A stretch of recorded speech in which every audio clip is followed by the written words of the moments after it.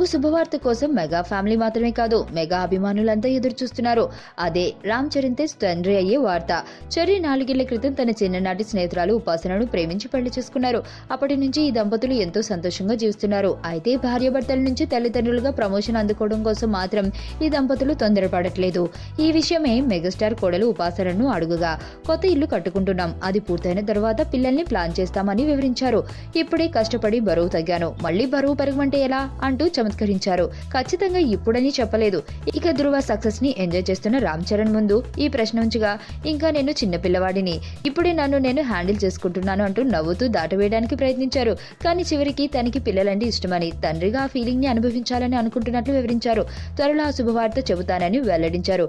అయితే మెగాస్టార్ 3వ తరం హీరోని చూసే తరుణం ఎంతో దూరంలో లేదన్నమాట.